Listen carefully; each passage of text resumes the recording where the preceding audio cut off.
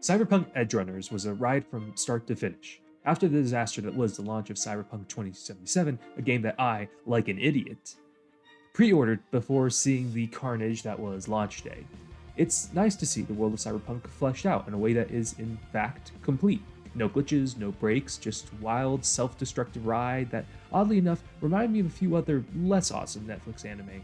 So why does this one rise above and surpass public expectations, where so many other failed, including its own starting game? Well, let's see. Minor spoilers, of course.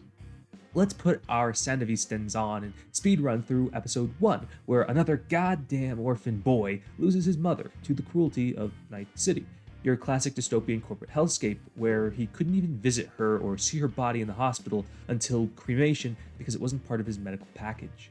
David Martinez, a dropout punk from a poor family, uses stolen military tech to absolutely obliterate Viscount Flash Thompson, and to, well, do something, anything about how hopeless his life is. Because David Martinez has no dreams, no mother, no future, and he never will. But he does have everyday moments and a carrot dangling in front of him of the promise of recognition and a found family with a group of cyberpunks as an edgerunner, a criminal, a pawn in the war between Night City's megacorporations. Expendable, a candle that burns bright and fast until inevitably, like every other big shot in Night City, he either dies or goes insane, whatever will come first. Edgerunners does not lie to you. It shows its hand very quickly. Night City is brutal. The first scene we get is an insane enhanced person using the exact same tech that will soon fall into David's hands to massacre cops, blowing away their faces in the visceral, energetic style of Studio Trigger's animation. Every exploded head is a balloon full of blood, gory, disturbing, and undeniably art in an odd way. And this feeling of dread and hyper-violence, hyper-sex, hyper-everything in the city appears in every corner of David's life.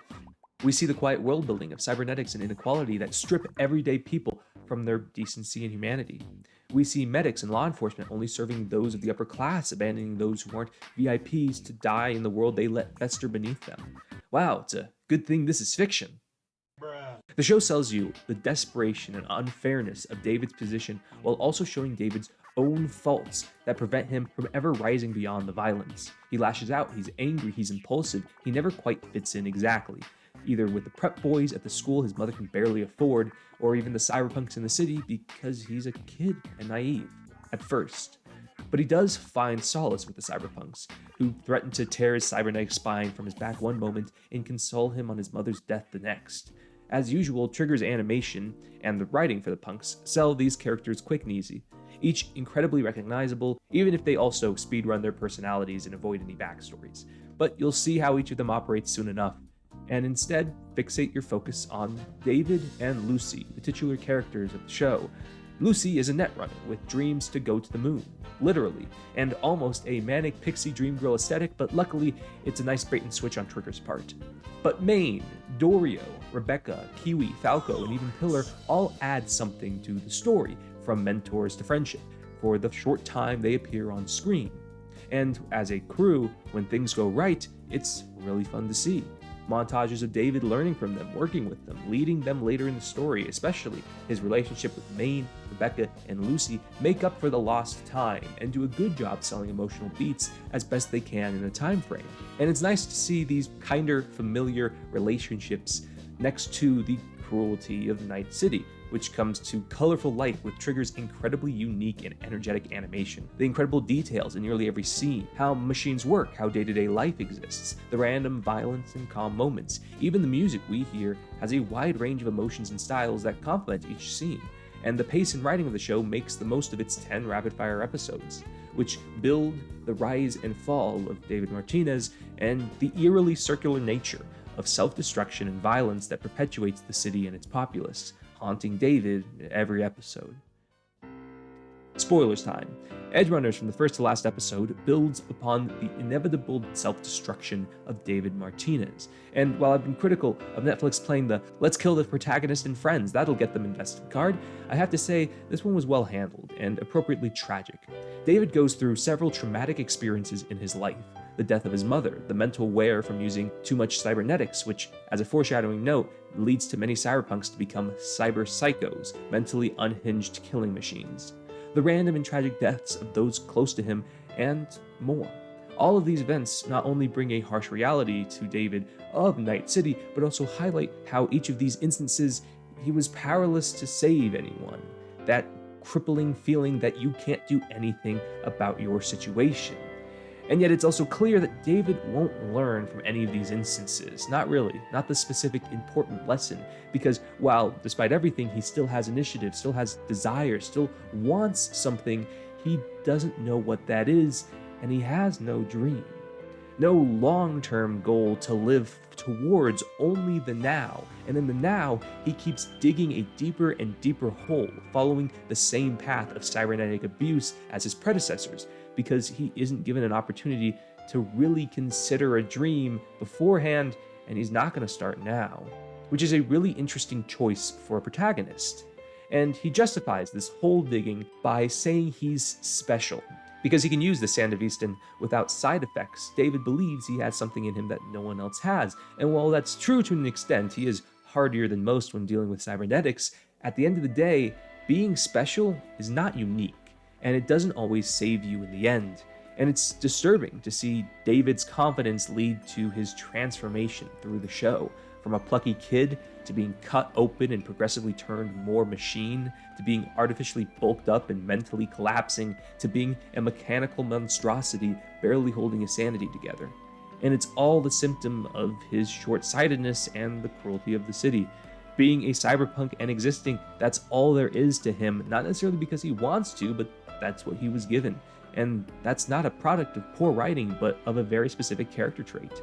And in those situations of stress and destitution, you can't afford to dream. Only survive like everyone else. Except, oddly enough, Lucy, the one cyberpunk runaway love interest with a dream, even if it's as underdeveloped as just simply fleeing to the moon. And even as David loses himself over time to the thrill, the cybernetics, the madness, even then, he still remembers Lucy's dream until the very end, which I think is a nice touch. I won't spoil the very end of this show, but by now you can probably guess it's not the happiest ending.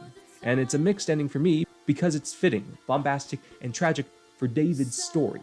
But other than Lucy, it leaves everybody else as a facet of David and Lucy's story.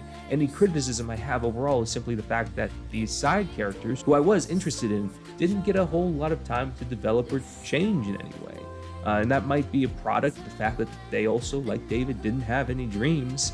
And maybe that's a missed opportunity, maybe that's not. As a personal note, I've also never been a huge fan of the final mission where everyone dies to save the one person who also happens to be the main character's love interest, but that could just be a preference on my part. In the end, while I do think Edgerunners is a very good, very stylish, very not PG-13 show, its overall plot could have used a little bit more time to breathe, along with its characters.